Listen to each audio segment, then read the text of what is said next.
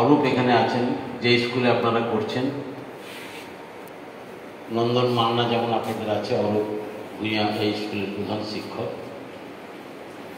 ওর স্কুলে হয়তো এরকম দু একজন থাকতে পারে সংগঠক শিক্ষক।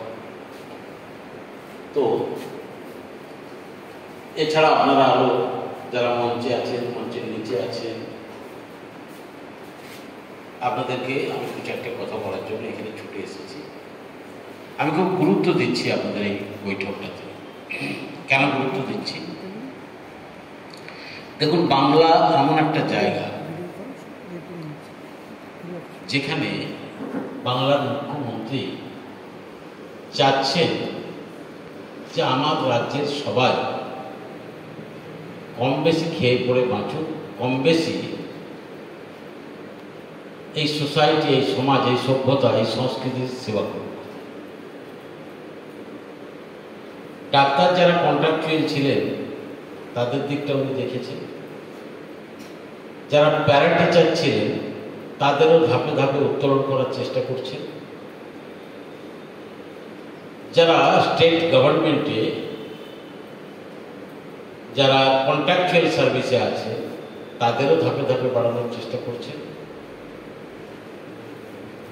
আশা কর্মী, আইসিডিএস কর্মী কোথাও বাকি নেই। অর্থাৎ বাংলার সরকারের উন্নয়নের উজ্জ্বল টর্চ, এই টর্চ লাইটের আলো সমাজের সমস্ত সেগমেন্টের মধ্যে ফেলার চেষ্টা করছেন মমতা বন্দ্যোপাধ্যায়, বাংলার মুখ্যমন্ত্রী। হয়তো আপনাদের দিকে টর্চের আলো এখনো আসেনি, তবে একটা কথা আপনাদের বলতে পারি, আপনাদের এই অধ্যাবসায়, পরিশ্রম, নিষ্ঠা, সেবার মনোভাব একদিন না একদিন ফল আপনাদের দেবেই।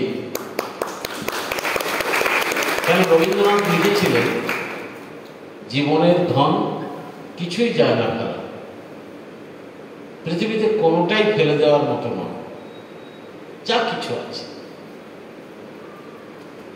এই পৃথিবীর, যা কিছু আছে একটা নুড়ি ফেলে দেওয়ার মতো নয়। মহাপুরুষ বলেছেন, কোন নুড়িতে নারায়ণ আছে কে বলতে পারে, কোনটা নারায়ণ শিলা কিনা কোন নুড়ি কে বলতে পারে। কেদারনাথে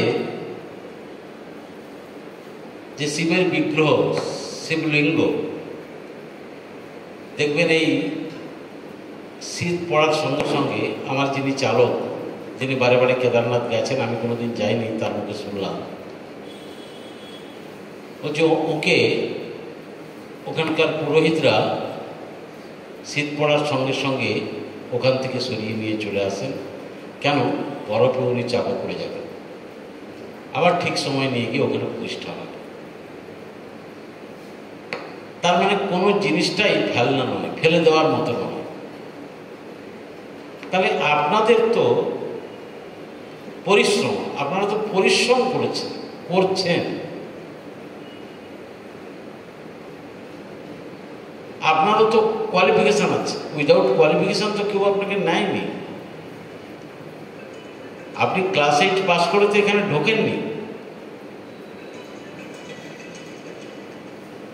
তো তাহলে আপনার যখন পরিশ্রম আছে এর মধ্যে, আপনি কেন আপনার কথা পৌঁছবেন না? হ্যাঁ, একটা ডেভেলপিং কান্ট্রি তো, এটা আপনাদের বুঝতে হবে। আপনি লেখাপড়া জানা লোক, কেউ গ্র্যাজুয়েশন করেছেন, কেউ মাস্টার করেছেন। একটা দেশ যখন ডেভেলপিং কান্ট্রি থাকে, উন্নয়নশীল হয়, পৃথিবীতে 3 শ্রেণীতে দেশগুলো বিভক্ত। একটা উন্নত দেশ, ডেভেলপড কান্ট্রি, রাষ্ট্রসংঘীয় অর্থনীতিতে, like America, Japan, German, Italy, sorry. আরেকটা আছে উন্নয়নশীল দেশ, ডেভেলপিং কান্ট্রি, লাইক ইন্ডিয়া, চীন, সো এন্ড সো। আরেকটা আছে আন্ডার ডেভেলপড কান্ট্রি, অনুন্নত দেশ, like Pakistan, Bangladesh, Nepal, Afghanistan, so and so. তো সবাই তো চেষ্টা করছে। ভারত এক সময় অনুন্নত ছিল, আন্ডার ডেভেলপড। এই ইন্ডিয়াতে একটা পিন তৈরির কারখানা ছিল না, আলপিন তৈরি হতো না। কিন্তু সেই ভারত দেখুন কিভাবে ডেভেলপ করছে। এখন ভারত, আপনারা এই কয়েকদিন আগে যুদ্ধে দেখলেন সফিয়া কুরেশি নামে একজন আমাদের কর্নেল ফাইটার প্লেন নিয়ে গিয়ে অ্যাট এ টাইম প্রায় 21টা ওদের এয়ার বেস ধ্বংস করে দিয়ে চলে এলো। কোন দেশ? যে দেশে একটা আলপিন তৈরি হতো না, সেই দেশে কর্নেল তৈরি হচ্ছে, প্লেনের যন্ত্রাংশ তৈরি হচ্ছে, কিছু কিছু যুদ্ধের সমরাস্ত্র তৈরি হচ্ছে। আমাদের সেই দেশ যেখানে বাংলার 49 সালে মন্বন্তর হয়েছিল, মড়ক হয়েছিল, মানুষের মাংস খাচ্ছিল, খেতে পাচ্ছিল না মানুষ। যে দেশে ইন্দিরা গান্ধীকে আমেরিকার ঘোড়া যেটা খায় সেই মাইলো ভারতবর্ষে আমদানি করে রেশনের মাধ্যমে মানুষের ঘরে ঘরে পৌঁছতে হয়েছিল, শুধু খিদে নিবারণের জন্য, ক্ষুধা নিবৃত্তি করার জন্য।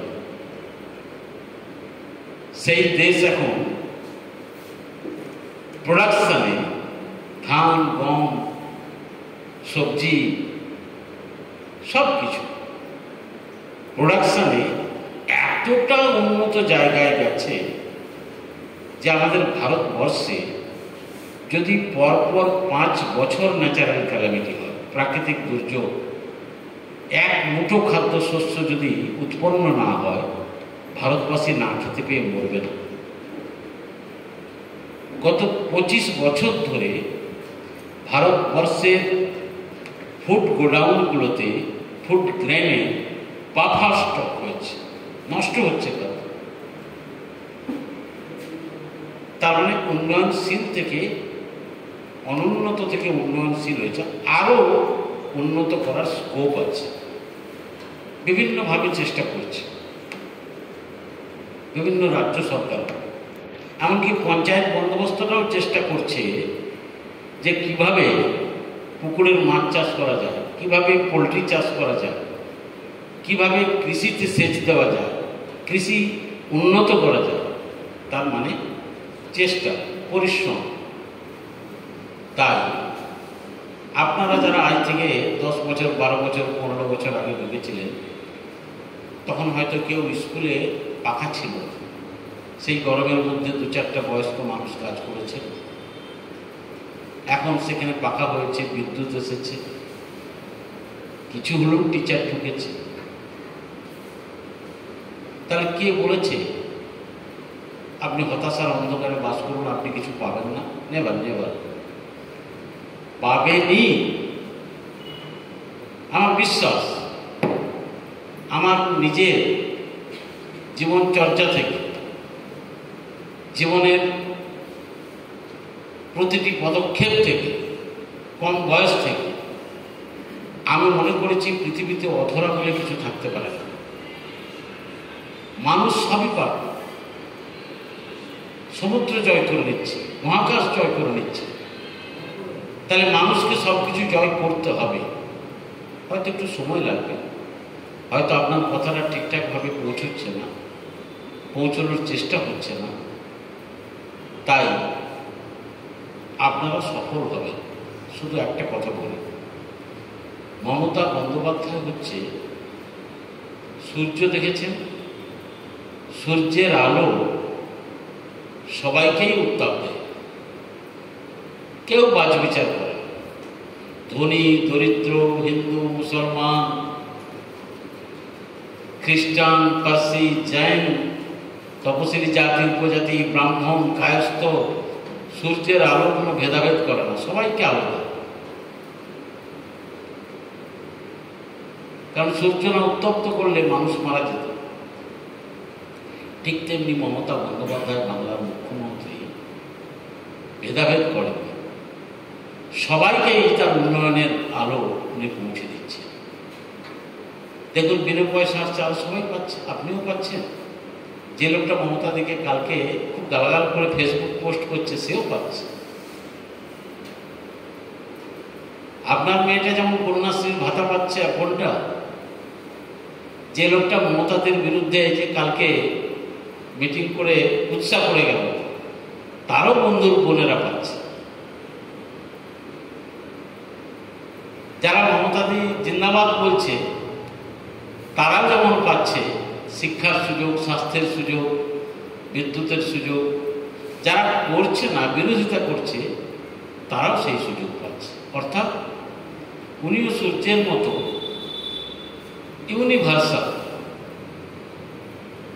ইউনিভার্সাল হয়ে সবাইকে ওর উন্নয়নের আলো বিতরণ করে যাচ্ছে। তাহলে আপনারা কেন বঞ্চিত থাকবেন? আপনারাও তো একদিন না একদিন এই আলোয় আলোকিত হবেন। আরেকটু পথ হাঁটতে হবে, হয়তো আরেকটু ঘাম ঝরবে, আরেকটু অন্ধকারের হতাশা মনের মধ্যে বাসা বাঁধতে পারে, তবে এগোতে হবে। আর এগোতে এগোতে এগোতে এগোতে দেখবেন একদিন না একদিন আপনারা আপনাদের লক্ষ্যে পৌঁছবেন। টু রিচ দ্য গোল, নিজের সুনির্দিষ্ট লক্ষ্যে এগোনোর জন্য এরকম বসতে হবে, আলোচনা করতে হবে, কথা বলতে হবে। আপনাদের ওয়েস্ট বেঙ্গলের যে অ্যাসোসিয়েশন আছে তাকে আরেকটু স্ট্রং করতে হবে। একসঙ্গে মিলে বিকাশ ভবনের শিক্ষা দপ্তরে বা মুখ্যমন্ত্রীর দপ্তরে চিঠি চাপাটি করতে হবে, বোঝাতে হবে, আবেদন নিবেদন করতে হবে। আবার একইভাবে সমগ্র জায়গাগুলোতে আপনাদের পৌঁছানোর বন্দোবস্ত করতে হবে। কেন? চেষ্টা আপনাকে একটা জায়গায় পৌঁছবে। আমি সেজন্যই এসেছি, just to encourage you all of you, আপনাদের উৎসাহিত করবার জন্য, আপনাদের আশা জাগানোর জন্য। আমি করে দেবো এটা বলতে আসিনি, ধাপ্পা দিতে আসিনি, আমি মিছে কথাও বলতে আসিনি।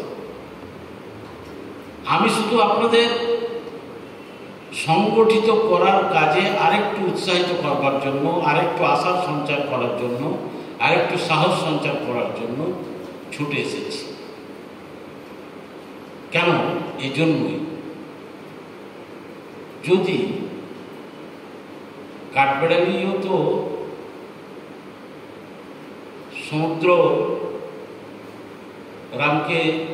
সমুদ্র পারাপারে রামকে সাহায্য করেছিল ব্রিজ নির্মাণে, তা আমার যদি মিনিমাম কোঅপারেশন আপনাদেরকে এগিয়ে দিতে পারে, তাহলে সেটাই আমার কাছে একটা বড় পাওনা।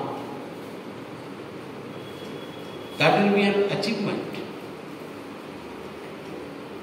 তো আপনাদের কাছে আমার এইটা বক্তব্য, হতাশ হল না ভাই, আরো এগোতে হবে। তোমরা বলছো এটা তোমাদের প্রথম বৈঠক,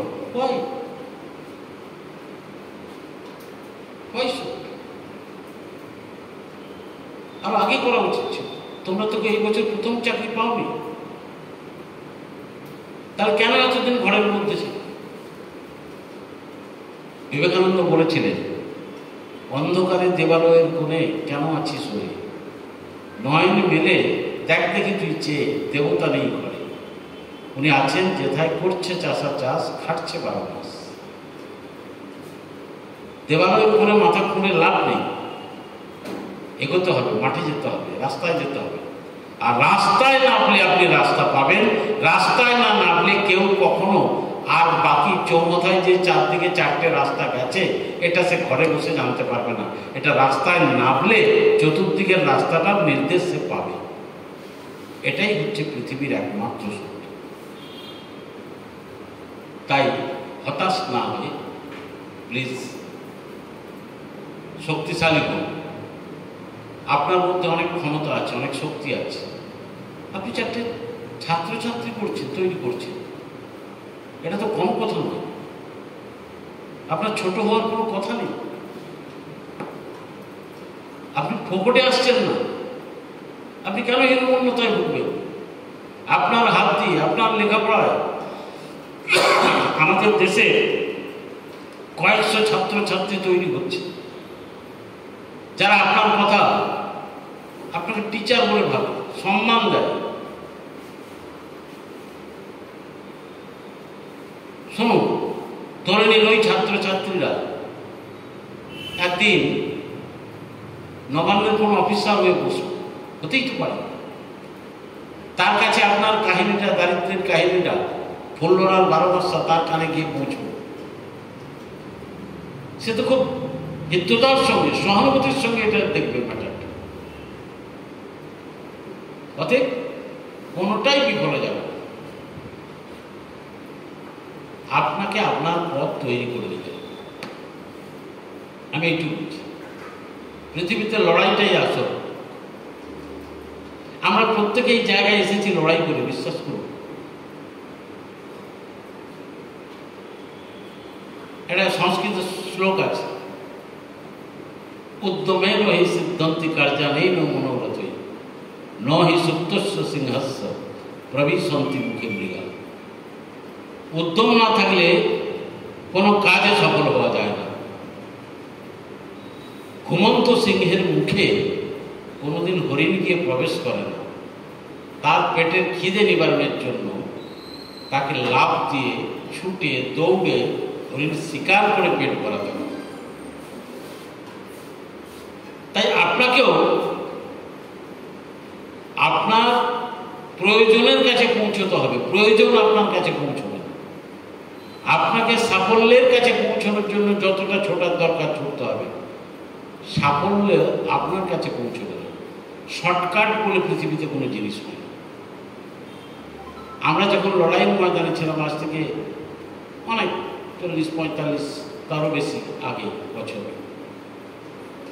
কোনোদিন তো স্বপ্নই, এমএলএ তো দূরস্থা, যে কোনোদিন ক্ষমতায় আসবো ভাবি। কোনোদিন বামফ্রন্ট পরাস্ত হবে এটা স্বপ্নও দেখি। নিজেরাই নিজেদের মতো করে লড়ছি, লড়াইয়ে নেমেছি। তাই একটা প্রতিজ্ঞা ছিল, লড়াইটা শেষ দেখতে চাই, মরে গেলে মরে যাবো। আমাদের অনেকে মারা গেছে, এই সাফল্য দেখেনি। তাদের ছেলেপুলেরা এসে এখন বলে, আমার বাবা করতো আপনার সাথে, আমার দাদা করতো আপনার সাথে। তারা এই সাফল্যের স্বাদ পেল না, কিন্তু তার রক্ত, তার ত্যাগ বাদ বাকি সবাইকে মুক্তির স্বাধীনতা দিয়ে গেল। এটাও কম কথা নয়, এটাও কম জিনিস নয়। 21শে জুলাই যে ছেলেগুলো জীবন দিল, তারা হয়তো দেখল না 11 সাল মুক্তির সূর্য, কিন্তু তাদের রক্ত দিয়ে যদি তৃণমূলের পরবর্তী যুগে কংগ্রেস থেকে তৃণমূলের অক্সিজেন আসে, 11 সাল আসে তাদের রক্তের বিনিময়ে, তাদের ছেলে পুলে, সন্তান সন্ততি অন্তত এইটা ভাবলো যে আমার মানুষটা রক্ত দিয়েছিল বলে আজকে আমি মুক্তির সূর্য দেখতে দেখতে এগোচ্ছি। এই জন্যই বলছি, আপনাকে লড়াইয়ের মাঠে থাকতে হবে, যান এবং যেভাবে করেন দিদির কাছে পৌঁছানোর চেষ্টা করুন। আমি পরশু আপনাদের জন্য এক জায়গায় আলোচনা করছিলাম, সেখানে কয়েকজন মন্ত্রী ছিলেন। আমার দেখো এরকম একটা ইনজাস্টিস চলছে, বলছে হ্যাঁ আমরাও শুনেছি, এদের অনেক দরখাস্ত আমাদের দপ্তরে এসেছে। আমি তাহলে দরখাস্তগুলো একটা করে আমরা সবাই মিলে একদিন যদি দিদিকে বলি, হয়তো এখন ফিনান্সিয়ালি উনি হ্যান্ডিক্যাপ্ট আছেন, রাজ্য সরকার, কিন্তু যখন সলভেন্সি আসবে ওর মাথায় যদি ব্যাপারটা ঢোকে, নিশ্চয়ই একদিন উনি এই ব্যাপারটা নিয়ে মুখ তুলে তাকাবেন। ওরা বলল হ্যাঁ, but will to bell the cat. এই জন্য শিক্ষা দপ্তরকে ভাবাতে হবে, আপনাদের রিপ্রেজেন্টেশন, প্রতিনিধিত্বমূলক মানুষেরা শিক্ষা দপ্তরে গিয়ে শিক্ষামন্ত্রীর সঙ্গে দেখা করতে পারেন। ডেমোক্রেসিতে এটা চলে। গণতন্ত্রে table talk is the best way. গণতন্ত্রে বেয়নেট, লাঠি, গুলি, বন্দুক নয়। গণতন্ত্রের প্রধান মানে হচ্ছে table talk. That is democracy. উন্নত দেশে উন্নত গণতন্ত্রের মানে আলোচনা, অ্যাকোমোডেশন, ডিসকাশন, এগুলোর মানে হচ্ছে গণতন্ত্র। তাই আপনি সে লাইনে যেতে পারেন। মন্ত্রী মহোদয়ের সঙ্গে দেখা করলেন, কথা বললেন যে দেখুন স্যার আমাদের এই অবস্থা, আমাদের হাত দিয়ে আর্গুমেন্ট দিতে হবে, এক্সপ্লেনেশন। এতগুলো ছেলে বছরে মানুষ হচ্ছে সারা বাংলা,